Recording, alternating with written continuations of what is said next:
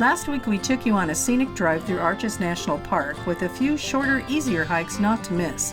This week we're returning to the backcountry driving another Moab scenic trail. If you're new here, we're Mark and Paula.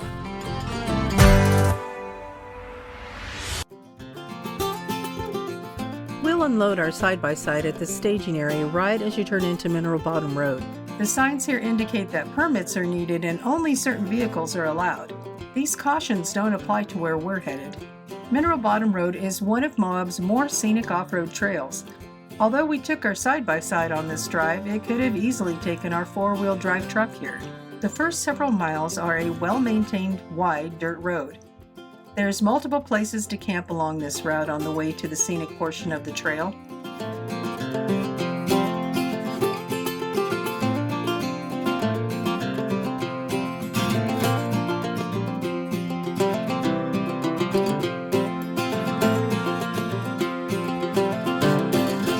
Right before you hit the switchbacks, there's a nice overlook looking down into Mineral Canyon. The sign here warns you of the steep switchbacks that require a high clearance vehicle and cautions driving on wet roads. The Moab mud is seriously slippery. It also cautions that experienced drivers should attempt this road. But be assured, if you have some off-road experience, even a little, you should be fine. I love this sign. I don't think a semi should do this road. Here's where the fun begins. The switchbacks can be very narrow and don't allow for two passing vehicles in many places, so make sure you're looking ahead for oncoming traffic. The vertical drop into the canyon is over 1,900 feet. Although the turns look sharp, there's no three-point turns here. Just a fun shelf road and great scenery.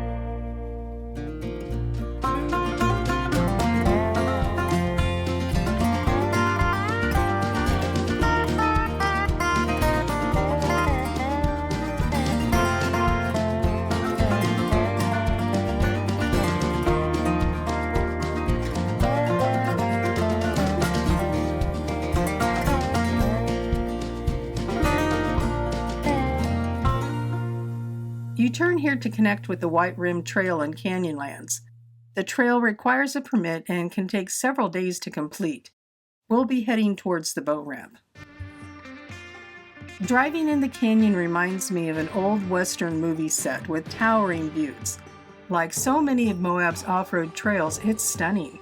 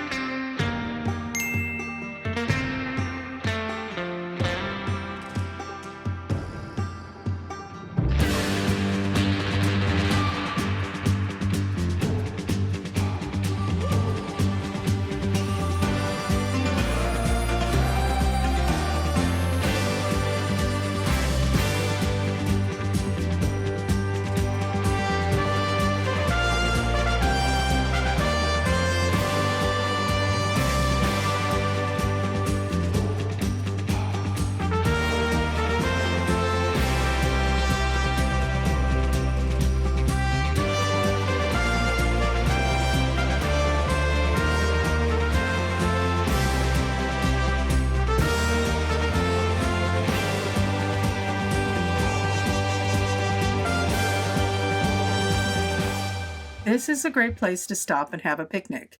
It's a key put-in takeout point for river trips through Labyrinth Canyon and into Canyonlands National Park. If you plan on doing this, you'll need to first check if a permit is needed for your trip.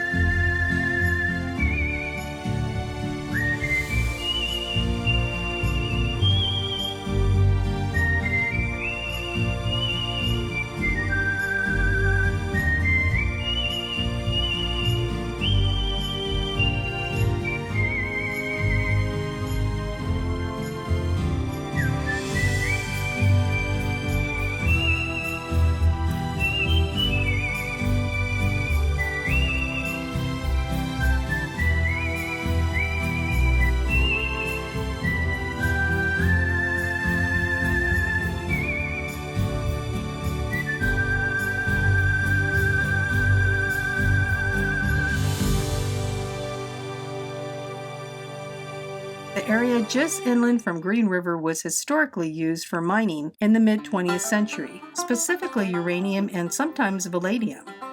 This was part of a larger uranium boom in the region driven by the Cold War era. At one time there was several small mines here. We ran into one of those mines. We walked around and found several old remnants from those days. The Utah Division of Oil, Gas, and Mining, along with the BLM, undertook a project to close off about 29 abandoned mine openings in Mineral Canyon and Mineral Bottom to improve safety.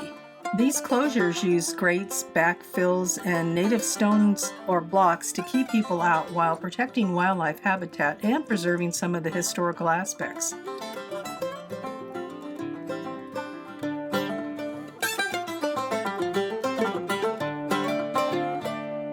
Mineral Bottom is an out and back trail, which means we get to drive up the shelf to return. It's driving up that we found something we didn't see on the way down.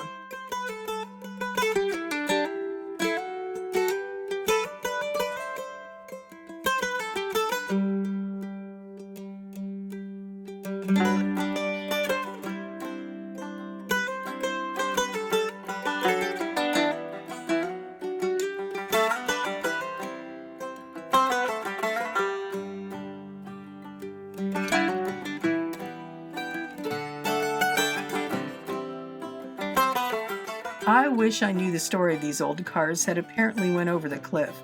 I wonder how long they've been there. Do you suppose they let them remain as a reminder to be careful?